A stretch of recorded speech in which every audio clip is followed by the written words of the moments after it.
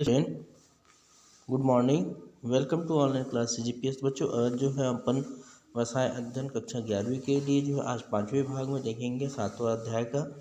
तो समतांश एवं पूर्वाधिकार अंश में अंतर। चलिए स्टार्ट करते हैं बच्चों। यहाँ पर समतांश एवं पूर्वाधिकार अंश के अंतर को हम निम्न प्रकार से व्यक्त कर सकते हैं। पहला ध्यान देंगे यहाँ पर, पहला अंश राशि। जैसे समता अंश प्रायः कम अंकित मूल्य के लिए होते हैं।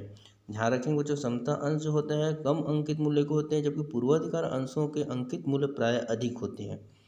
दूसरा है मत देने का अधिकार। तो यहाँ पर प्रत्येक प्रस्ताव पर मत देने का अधिकार होता है समतांश को, लेकिन सिर्फ अपने हित के प्रस्ताव पर मत देने का अधिकार होता है पूर्वाधिकार अंश को। लाभांश का वितरण, तो पूर्वाधिकार अंशधारियों को वितरण के पश्चात दिया जाता है समतांश को, जबकि यहाँ पर लाभांश प्राप्त करने में पूर्वाधिकार होता है पहले से। इसमें ध्यान रखेंगे है ना। और लाभांश के लाभ के अनुसार इसका घटता बढ़ता रहता है। जितना लाभ होगा इसका दर जो है निर्धारित होती है, मतलब जितना उनको देना है।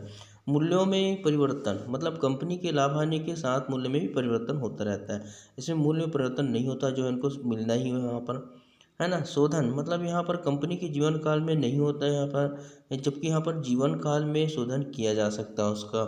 कोषों में पर अधिकार, मतलब सभी संचितियों पर अधिकार होता है किसका, समतांश का, लेकिन इसका अधिकार नहीं होता है।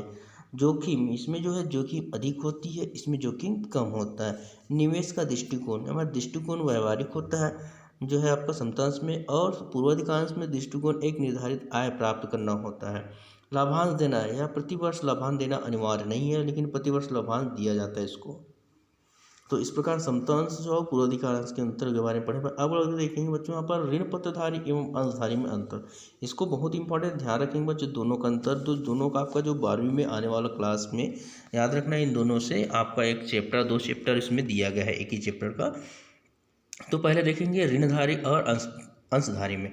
तो सदस्य जो है ऋण पत्रधारी कंपनी के मात्र ऋणदाता होते हैं, मतलब वो देते बस हैं, लेकिन अंशधारी कंपनी के सदस्य होते हैं। मताधिकार, मान इन्हें कंपनी की सभाओं में ऋणधारियों की सभा को छोड़कर मत देने का अधिकार नहीं होता इनको, है ना। इन्हें कंपनी की सभा में मत देने का अधिकार होता है। प्रतिफल, अपने धन के निवेश की प्रतिफल में निश्चित दर पर ब्याज जो है प्राप्त होता है। इसको अपन देखें, ध्यान रखेंगे, अपने धन के निवेश की प्रतिफल में लाभांश पाने का अधिकार। इसको ब्याज पाने का अधिकार होता है, इसमें लाभांश पाने का अधिकार है। अगला देखेंगे बच्चों, समापन पर अधिकार, मतलब समापन होने पर अपने धन ऋण वापस लेने का प्राथमिक अधिकार रहता है, जबकि इन्हें प्राथमिक अधिकार ना होकर शेष धन को वापस में बांटने का अधिकार जो बचा रहता है उसको। हानि होने पर प्रतिफल, मतलब कंपनी को लाभ हो या हानि, इन्हें एक निश्चित दर से ब्याज पाने का अधिकार रहता है, जो ऋणदाता कहलाता है इसमें, है ना। ऋण पत्र में इन्हें हानि की दशा में लाभांश पाने का अधिकार नहीं रहता, अगर किसी प्रकार हानि हो तो लाभांश नहीं मिलेगा। अब अगला देखेंगे बच्चों, यहाँ पर निवेश का जो है स्वरूप, यह ऋण पत्र द्वारा निवेशित धन ऋण स्वरूप लोन होता है, जबकि अंशों द्वारा निवेशित धन पूंजी स्वामी स्वरूप होता है, ऑनर होता है, वो वहाँ का सदस्य होता है। निवेशक की स्थिति, यह ऋण पत्र का निवेशक, है ना, ऋणदाता माना जाता है। इसका अंश निवेशक कंपनी का स्वामी माना जाता है। तो आइए फिर देखते हैं बच्चों यहाँ पर अंश पूंजी और ऋण पत्र में सदस्य, मतलब अंशों के वाहक जो है अंशधारी या स्वामी कहा जा सकते हैं। इसको पत्रवाहक या ऋणधारी या ऋणदाता कहे जाते हैं। ये प्रकृति जो है अंश जो है स्वामी स्वरूप होता है, ऋण पत्र ऋण रूपी होती है। इसमें प्रतिफल में लाभांश मिलता है अंशधारी में, प्रतिफल में इसको ब्याज मिलता है बच्चों। धन की वापसी, मतलब समानता कंपनी के समाप्त होने पर ही होती है, ये निश्चित अवधि बीतने पर होती है। इसमें जो जोखिम, जो इसमें अधिक लाभ एवं अधिक जोखिम उठानी पड़ सकती है, जबकि इसमें लाभ एवं जोखिम कम रहता है। तीसरा छठवा देखिए बच्चों, ये मुख्य रूप से दो प्रकार के होते हैं, पूर्वाधिकार व समतांश। ये अनेक प्रकार के हो सकते हैं। प्रबंध की अगला देखिए बच्चों, पर अंश के स्वामी प्रबंधन में हिस्सा लेते हैं, जबकि ऋण पत्र के स्वामी प्रबंधन में हिस्सा नहीं ले सकते। पूंजी में ऋण, मतलब इनसे प्राप्त राशि को पूंजी कहते हैं, इनसे प्राप्त राशि को ऋण कहते हैं। आय की निश्चितता, मतलब यह आय जो है अनिश्चित कम या अधिक हो सकता है, लेकिन आय जो है निर्धारित दर से ही प्राप्त होता है इनको। तुलन पत्र की स्थिति में पूंजी को तुलन पत्र में सबसे ऊपर 1 नंबर पर लिखा जाता है, जबकि ऋण को तुलन पत्र में 3 नंबर पर लिखा जाता है। ये बहुत ही इंपॉर्टेंट चीज़ है। अब अगर ये देखते हैं बच्चों पर अंश, समता अंश, पूर्वाधिकार अंश तथा ऋण पत्र की तुलना, जैसे comparison of equity share, preferences and differential, है ना। डिबेंचर के अंतर्गत बताया गया है।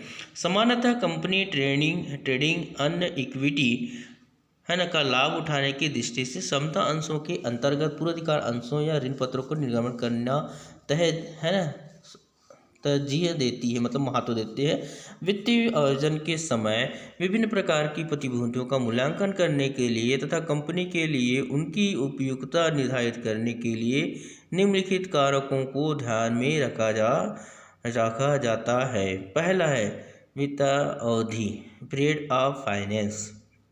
तो कंपनी के लिए स्थायी जो होता है, स्थायी आधार प्रदान करने के लिए समता अंश अर्थात समता पूंजी आवश्यक निर्गमित करना चाहिए, क्योंकि पैसा उनको जरूर होता है। जब समता अंशों पर प्राप्त पूंजी की वापसी कंपनी के जीवन के दौरान नहीं की जा सकती, किंतु दीर्घ अवधि तथा मध्य अवधि की आवश्यकता को पूरा करने के लिए पूर्वाधिकार अंश तथा ऋण पत्र निर्गमन किए जा सकते हैं। उनकी आवश्यकता पूर्ण तथा निर्धारित अवधि के पश्चात उनका भुगतान या शोधन किया जा सकता है। किसको? ऋण पत्र और पूर्वाधिकार अंश को। प्रतिफल रिटर्न, मतलब पूर्वाधिकार अंशों पर नियत दर से लाभांश दिया जाता है जो कंपनी के शुद्ध लाभ पर निर्भर करता है, तथा वहाँ पर बताया गया है ऋण पत्रों पर निर्धारित दर से ब्याज दिया जाता है। ध्यान रखना दोनों को बच्चों, यहाँ पर ऋण पत्र जो है और पूर्वाधिकार में जो है इसको लाभांश दिया जाता है पूर्वाधिकार अंशों पर, और ऋण पत्रों पर नियत दर से क्या दिया जाता है? ब्याज। जो लाभों पर एक आवश्यक प्रभार होता है। ऋण पत्रों पर ब्याज तथा संचयी पूर्वाधिकार अंशों पर लाभांश कंपनी पर भार को निरूपित करता है, क्योंकि उसके बढ़ते जाता है।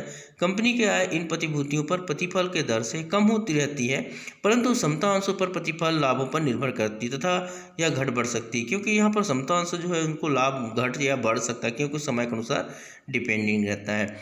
वित्तीय संरचना की लचीलापन, फ्लेक्सिबिलिटी ऑफ है ना फाइनेंशियल स्ट्रक्चर।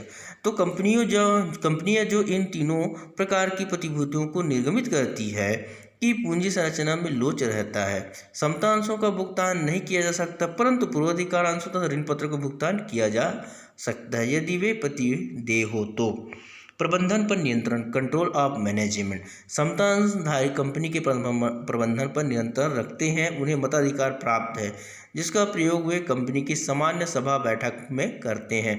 लेकिन पूर्वाधिकार अंशधारियों को केवल उसी समय का मताधिकार प्राप्त होता है जब उन्हें हित या अधिकार प्रभावित होता है, परंतु ऋण पत्रधारियों को कोई मताधिकार प्राप्त नहीं है। अतः यदि कंपनी रणनीति को स्थिर नहीं करना चाहती है तो वह अपने पूंजी जुटाने के लिए पूर्वाधिकार अंश या ऋण पत्र निर्गमित कर सकते हैं। उधार लेने की क्षमता, कैपेसिटी टू बोरो।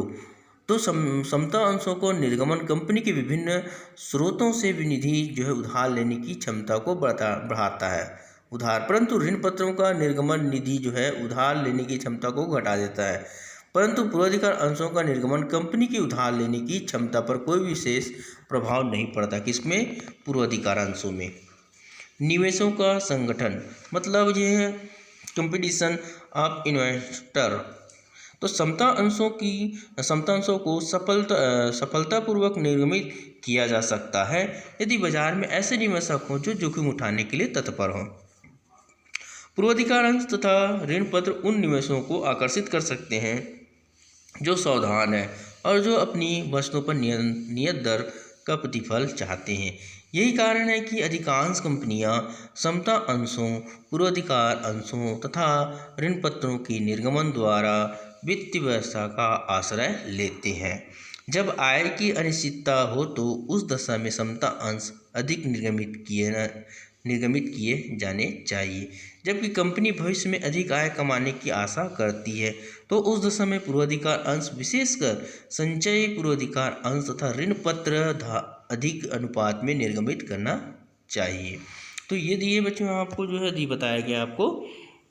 अब अगला देखेंगे प्रतिधारित लाभ या लाभ पुनः निवेश या लाभ विनिवेश, अतिरिक्त लाभ, रिटर्नेड है ना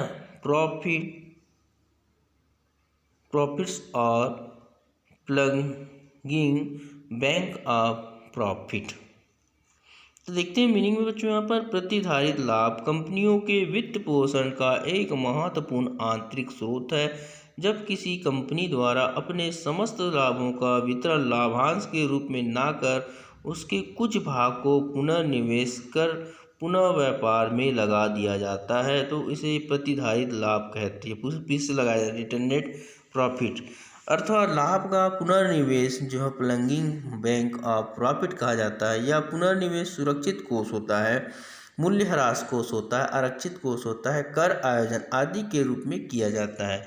इस प्रकार लाभ जो आर्थिक मंदी के समय व्यापार के लिए अत्यधिक लाभप्रद होता है। अन्य शब्दों में बताया गया बच्चों, जब कंपनी अपने लाभ का संपूर्ण भाग अंशधारियों में वितरित ना कर उसका कुछ भाग भविष्य के लिए अपने ही व्यापार में निवेश कर देता, खर्च करता है या बचा कर रखता है, तब इसे प्रतिधारित लाभ या लाभ आय का पुनर्निवेश कहती है। चूंकि कंपनी अपने लाभ के कुछ भाग को व्यवसाय में धारण करके वित्तीय साधनों का निर्माण करता है, अतः इस विधि का आंतरिक वित्त पोषण या स्वयं वित्त पोषण कहा जाता है।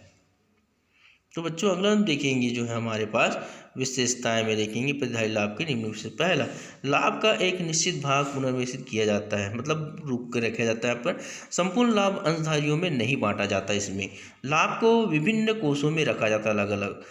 चौथा है, कोष की राशि अधिक होने पर परिसंपत्तियों का क्रय किया जाता है, मतलब दूसरी संपत्ति खरीदा जाता है। कंपनी के स्वामी का भविष्य सदैव उज्ज्वल रहता है। छठवां देखिए, मंदी काल के लिए वित्त प्राप्ति का श्रेष्ठ साधन ताकि उसकी जरूरत हो सके। सातवां देखिए, अन्य संस्थाओं को ब्याज नहीं चुकाना पड़ता क्योंकि उनके पास पहले से रहता है। अगला देखेंगे बच्चों यहाँ पर 8वां नंबर, यह कंपनी के लिए एक तरह का बचत खाता होता है। 9वां है, अधिक लाभ होने पर प्रतिधारित लाभ की राशि निकालकर संतुलित लाभांश वितरण किया जाता है। तो अगला जो पॉइंट नेक्स्ट देखेंगे प्रतिधारित लाभ के गुण बच्चों जो छठवें भाग में गुड आज के बेटा।